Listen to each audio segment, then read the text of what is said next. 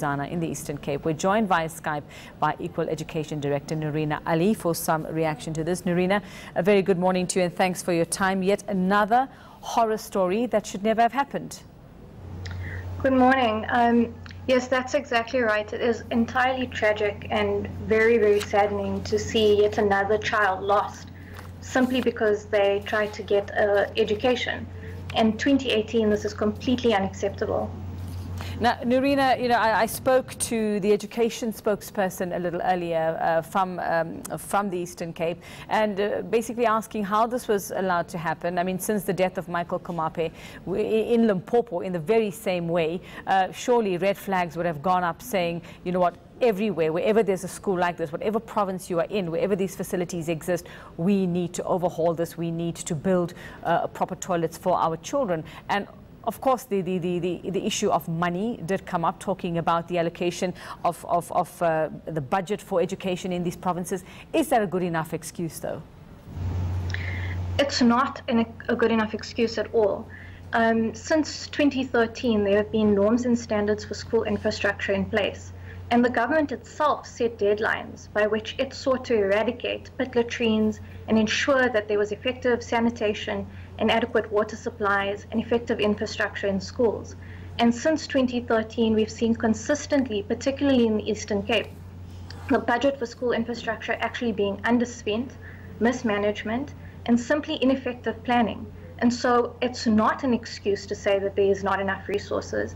And in circumstances like this, where a 5-year-old girl dies simply for going to school, it's actually insensitive and quite frankly disrespectful.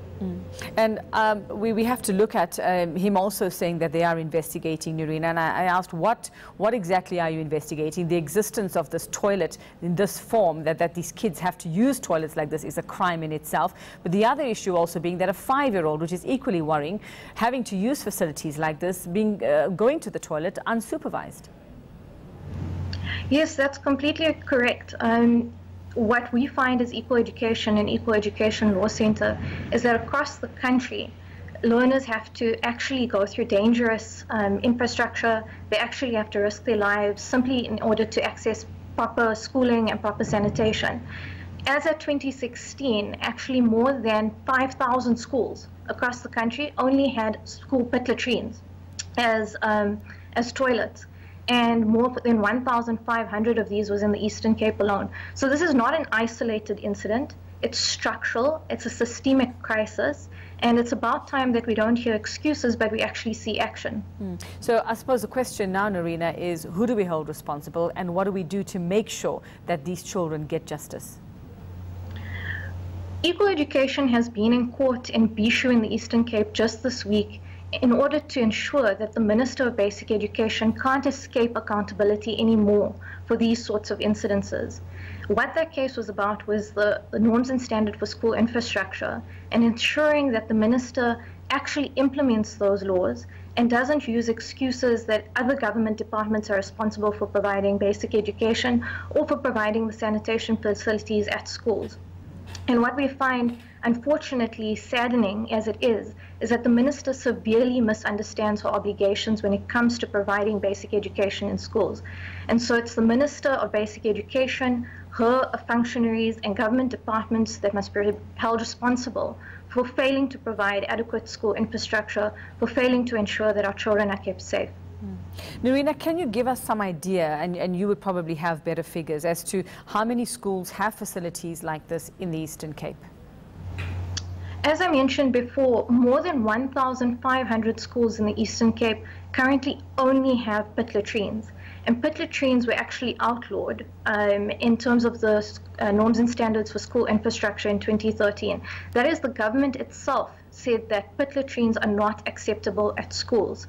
So it is very shocking that more than 1,500 schools in the Eastern Cape only have pit latrines.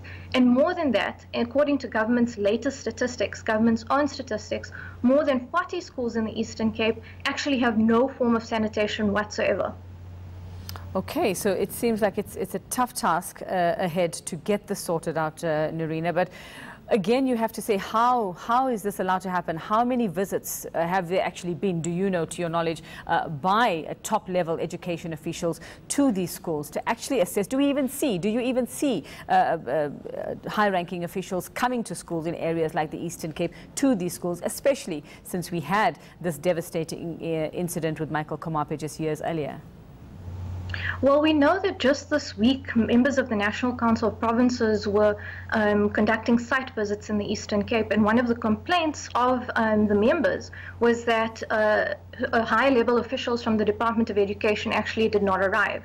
And so we see that there is a disrespect, the issues are not being taken seriously, and even despite visits over the years from various officials, we're not seeing the pace of change that is needed and the level of change that is needed.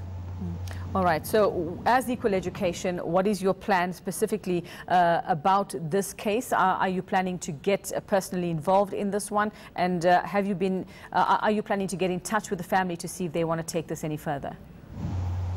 I think definitely as a start, Equal Education has been trying to get in touch with the family simply to send condolences, to express grief and a great sense of sadness that this has happened again, particularly after the Michael Komape's family has had to go through this. At this stage, it is too early to say what the family would need. I think giving the family space in order to simply grieve is really important at this stage. But definitely, as Equal Education and as Equal Education Law Centre, we will continue to hold government accountable, not only for specific incidences like this, but the systemic failure to provide adequate school infrastructure across South Africa. Okay, thanks very much for your time, Equal Education Director Nurina Ally via Skype there.